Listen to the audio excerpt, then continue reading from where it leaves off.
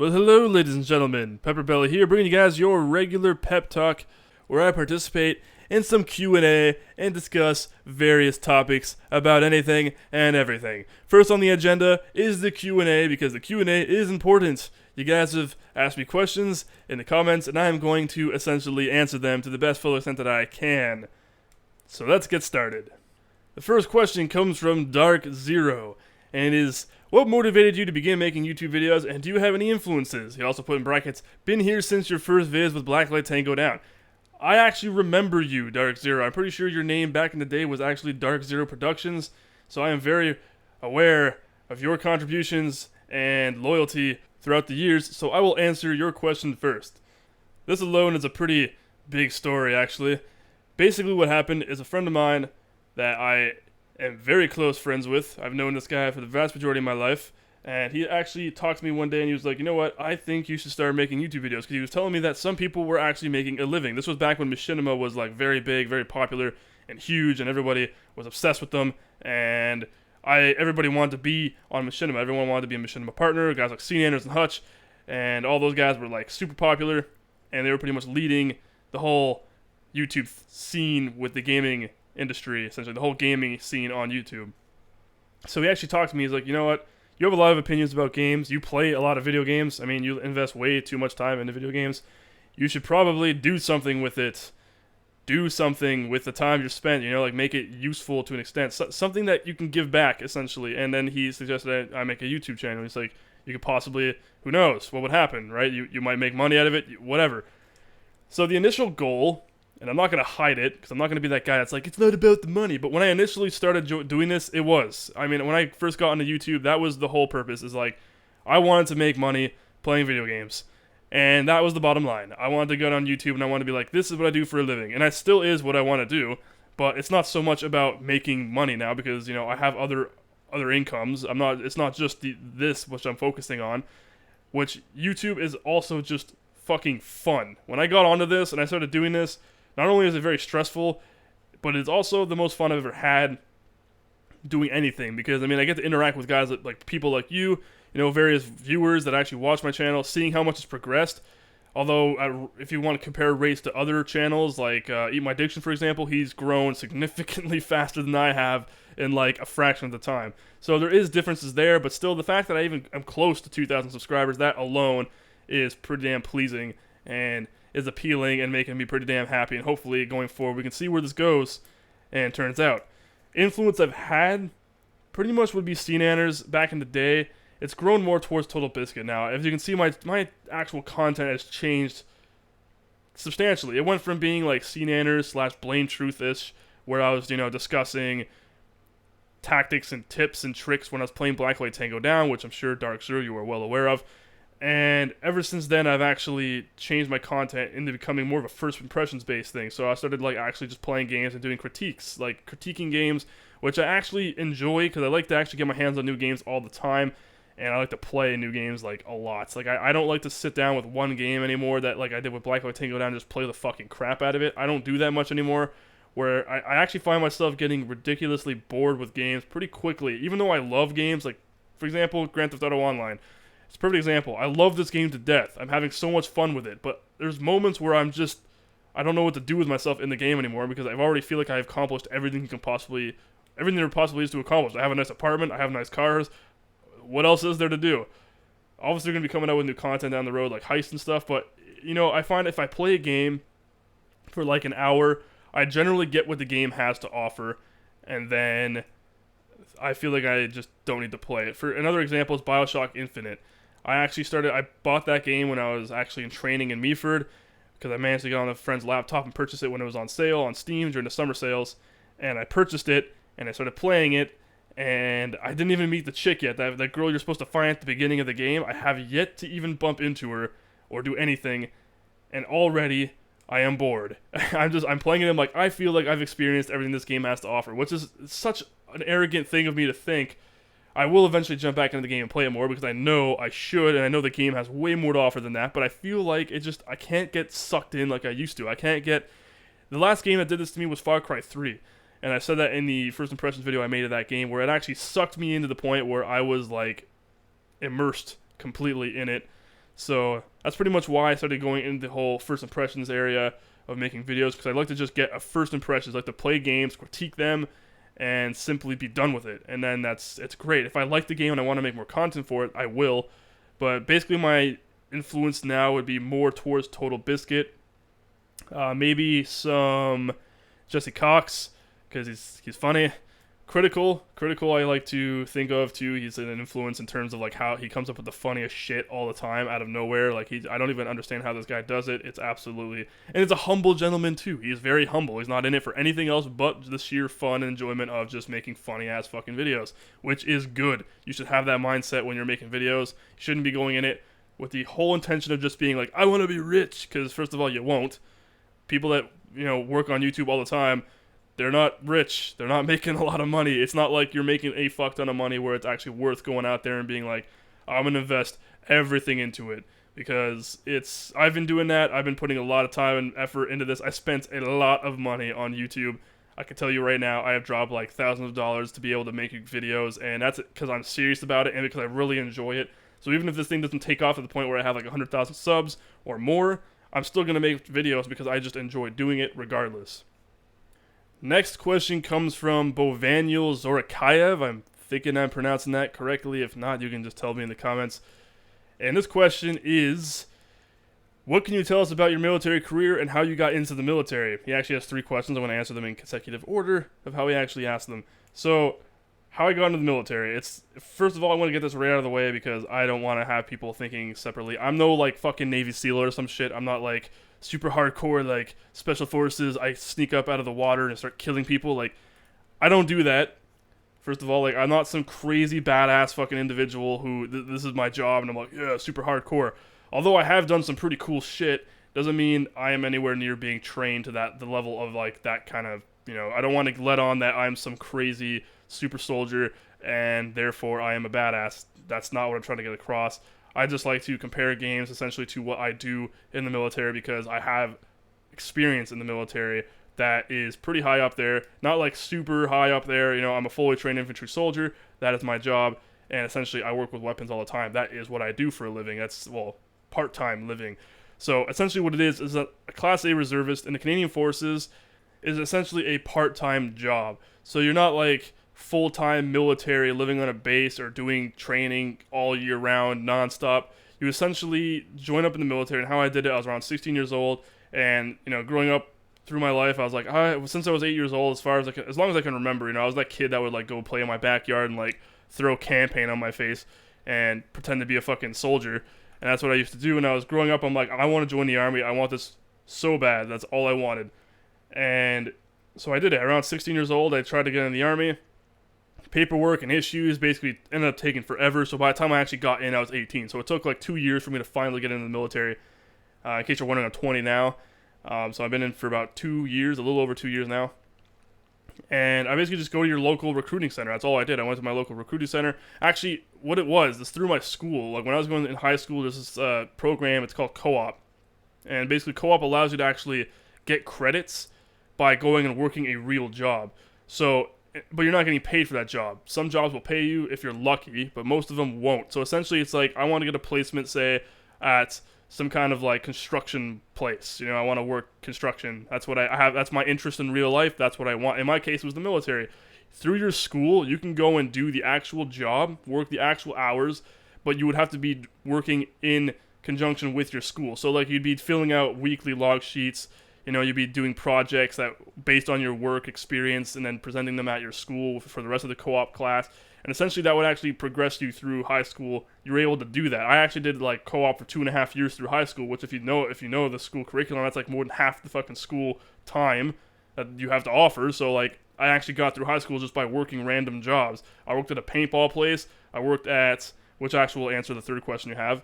And I've worked at a feed store place, which basically delivered like feed to like horses and stuff and ranches. And that was a pretty cool gig. That was the last gig I actually had. Because, surprisingly enough, a lot of rich people own horses, and going to these really rich, fancy ranches, it's pretty fucking cool to see what these people actually do with all their money and how the high society lifestyle. It's pretty interesting. And My other placement was working security at this major, and I'm talking like huge. This is a distribution warehouse for all the Walmarts across the eastern part of Canada. I worked security in that place. That was a pretty interesting job. Kind of a shit show at times, but that's what I ended up doing. That's what actually got me through high school, doing all those co-op jobs. So basically, before all those jobs even happened, I wanted to get into military co-op, and for some reason they kept canceling it. They just kept not allowing you to get into the Army for some reason because they kept canning the whole co-op thing for the Army. So essentially, I just ended up joining outright at the age of 16.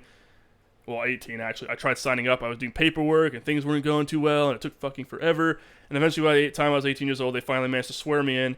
And since then, I started a weekend, and reservist. So it was on weekends. So every second weekend for the first like couple months, starting October, was you go in and you train at the local armories. So you get and basically the vast majority of classes are essentially just literally classes. You're going in there and you're learning like military ethos and like you're learning stuff like that, like tactics and strategies and the basics of what you need to know. And then you have your annual PT that you have to do, physical training, and then eventually you go up to a base and train firearms. You got to learn how to, you train firearms at the armory. You just don't get live ammo, obviously, until you go to an actual range, which is generally up in Connaught, which is a base up near Ottawa. Up north, essentially, near the main city, capital city of Canada.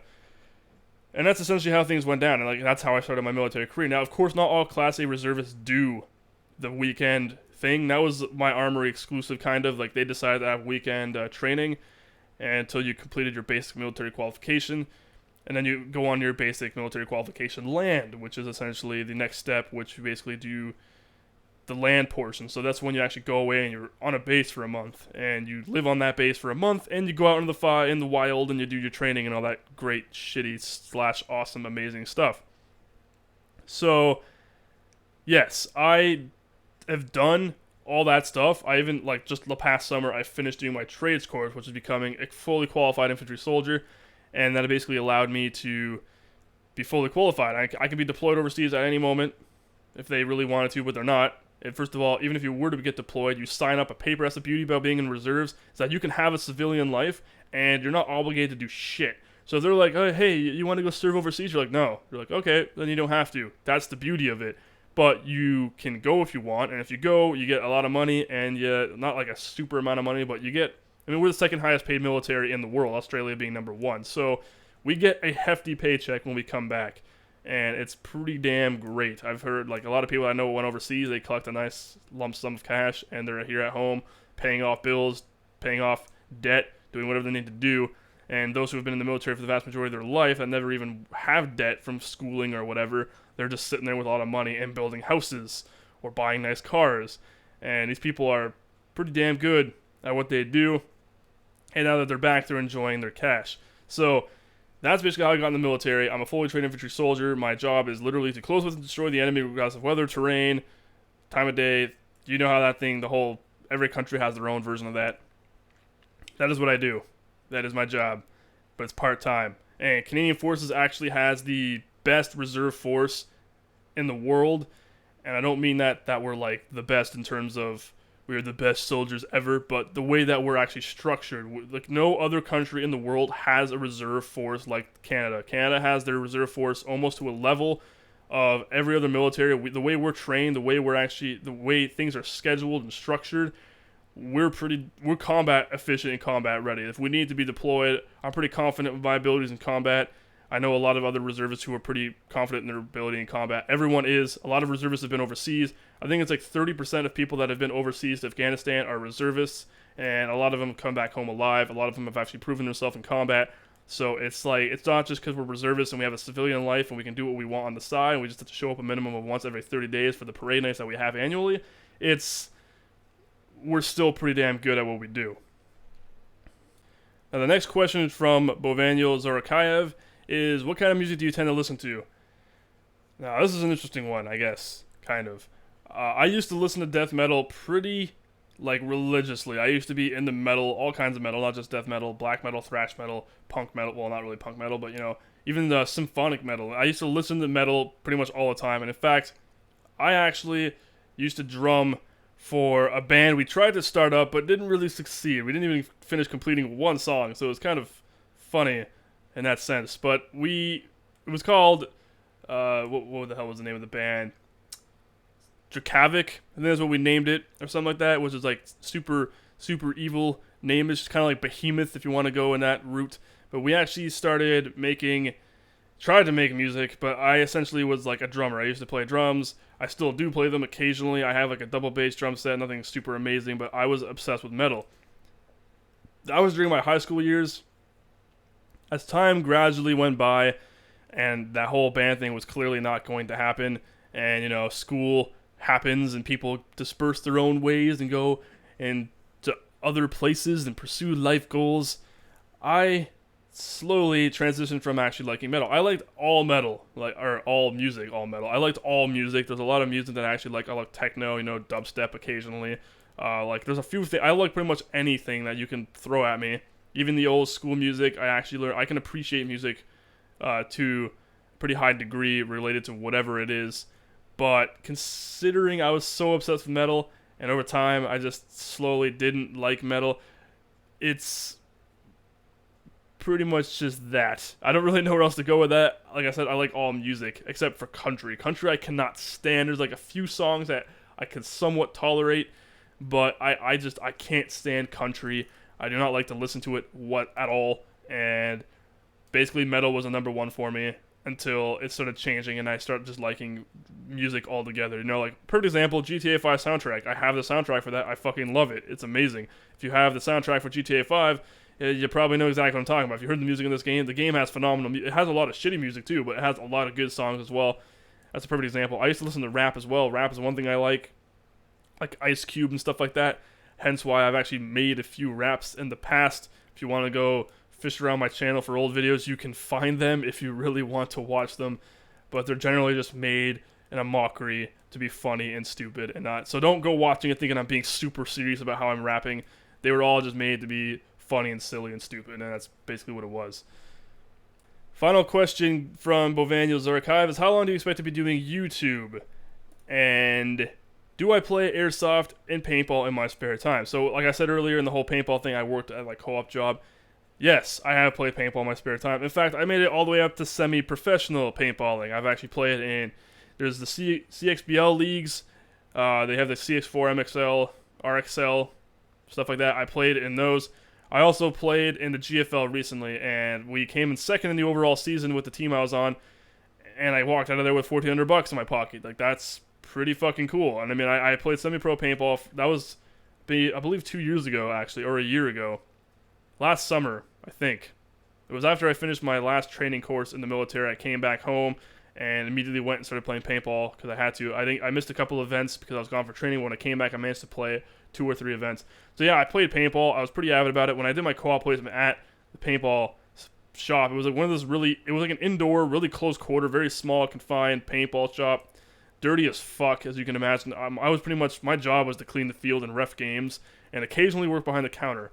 And I was always nervous to work behind the counter because I never really understood sales. I was like, oh my god, I don't, like dealing with money, I don't want to fuck people over or mess things up. Like, I don't really know what to do, I was kind of like that kid that was lost.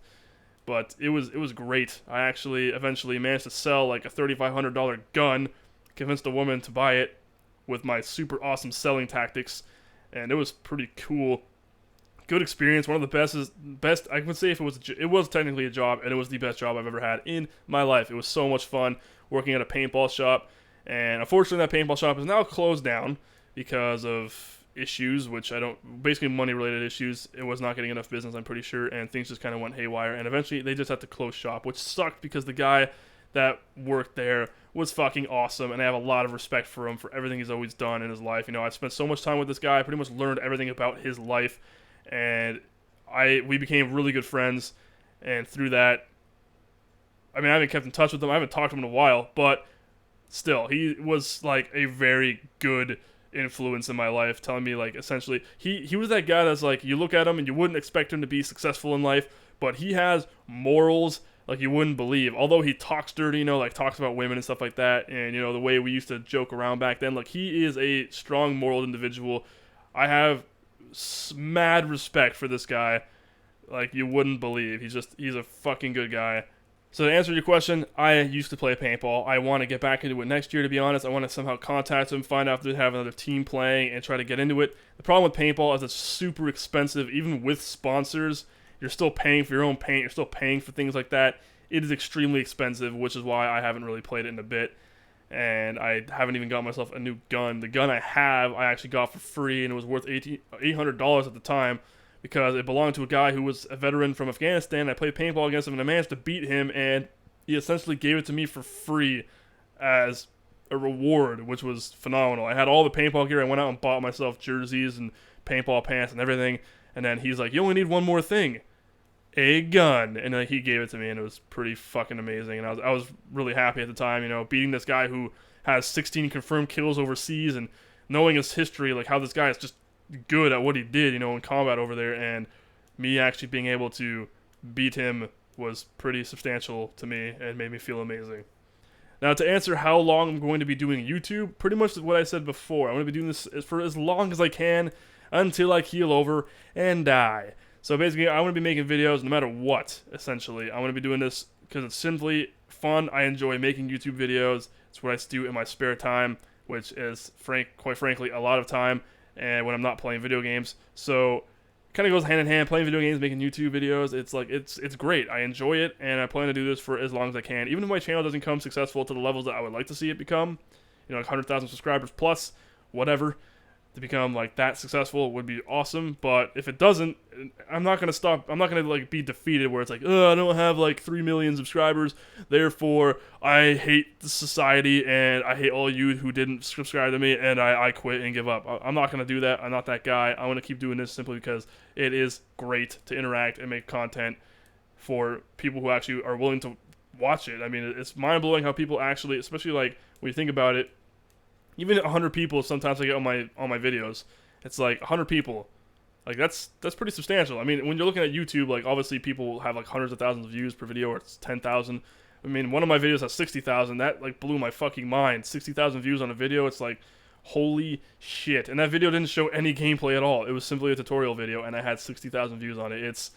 It's crazy that people actually, you can get that big of an audience to watch your content. It's phenomenal, and I'd like to see my channel actually get to that level on a regular basis. But until then, or even not until then, if it doesn't, regardless, I'm making YouTube videos for as long as I possibly can, until something in my life completely intervenes with the ability for me to actually make content. Otherwise, I'm going to continue doing this as much as I possibly can. Even if it's like a video every 3 or 4 once a year, I will still do my best to make videos regularly.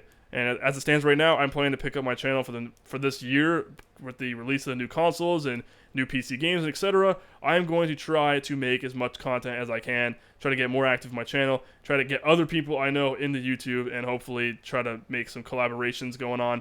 I would like to collaborate with bigger YouTube channels, but I don't know how I would even go about getting a hold of them and whether or not they would even want to make content with me. I don't really know. But as it stands right now, that's where it's at. I'll make it as much as I can, and I plan to do it for as long as I possibly can, until otherwise specified for whatever reason intervenes. There you go. Now, because of the massive amount of time that these questions are actually taking, which I did not anticipate, I may need to work on that in future episodes to actually shorten my answer length, but I will narrow it down to one more question from Elazarus. I think that's how you say his name. I'm not entirely sure. And his question, he actually asked 3 of them. I'm going to choose the one that kind of appeals to me the most for now, and I'll answer the next ones maybe in the next episode. But he's saying, a lot of people are adopting streaming/Twitch now, and have you ever thought about doing that? Now, I made a Twitch account, and I've tried to stream a couple times. The thing about streaming is that if you don't have an initial audience, like right off the bat, so say all those YouTube channels already have massive audiences generally, and when they go into Twitch, they're like, hey, I want to post a video on my YouTube channel saying, hey, I'm live streaming now, and then all the subscribers will just jump on over to their Twitch channel, start watching them, and possibly follow them on Twitch or whatever channel they're streaming on. For me, I don't have that audience yet where I think I can effectively stream and have like a bunch of people watching me. I know some people have successfully done it from scratch, where they have just Twitch channels and they started streaming just right out the door, didn't even bother making a YouTube channel, and they were pretty successful with that. Me, I've considered it, but as some of you guys may know, the internet in Canada isn't the best for upload speeds. I actually recently discovered that my internet provider has increased internet upload speeds and etc. so that the internet is slightly faster. Slightly, it's actually significantly faster than what it was. And I may end up changing to that ISP so that I can better accommodate for faster uploads and eventually streaming higher quality video. I am able to stream like high quality, like HD, but it's not like mind-blowingly HD, so it's not like, it still kind of looks fuzzy. I was using the Live Gamer HD actually to stream, and unfortunately that thing just isn't that good when it comes to streaming. It's strange. I mean, you can use it in conjunction with XSplit, which makes it significantly better, but even then, streaming for me to set up at the time was kind of a pain in the ass, but I can do it now, and until I actually have the audience that I think it would benefit everybody, in a sense that I can just go and launch up a stream and start like live streaming effectively with a whole bunch of people wanting to just jump on board and watch, then I will consider doing it. I do have a Twitch channel you can actually subscribe to now. If you look on my YouTube channel, you will see that I have a link somewhere on my page that actually shows you where you can actually watch, or where my Twitch channel is. You can look at it. It's basically PepperBelly01, so twitch.com/ or Twitch TV /PepperBelly01, or however this channel URL thing works. And you can actually go on there and see nothing, because I haven't done anything with it yet. And I do plan to. I want to get into streaming, like, pretty badly, but not bad enough that I want to just start doing it out of my day for no apparent reason and hoping that people will find my channel. Because even when I have streamed, like those times I test streamed for a few hours, like I did Mass Effect 1, for example, I streamed like almost 5 hours of that straight, of Mass Effect 1, and I got maybe, like, if I was lucky, 2 viewers that stuck around for maybe like 30 seconds at a time. Like, people aren't going to be just jumping on to watch me stream all the time. Maybe I don't know how to do the promotional thing properly. Maybe I don't know how to like go on there and be like, hey, watch my video or watch me stream. I don't know if there's actually a way you can somehow make your channel visible to other people other than selecting what game you're playing, and then people search by game. And I guess people weren't watching Mass Effect or whatever. I've also done Battlefield 3, and I've streamed a couple of games. Regardless, until I actually have the audience to make streaming possible and efficient for me, then I'm pretty much not going to do it quite yet. Anyway, I hope you guys enjoyed this episode of Pepp-Talk. This is the first in a series. As you guys may know, I've picked Pepp-Talk as my name for the series, which is one that I came up with.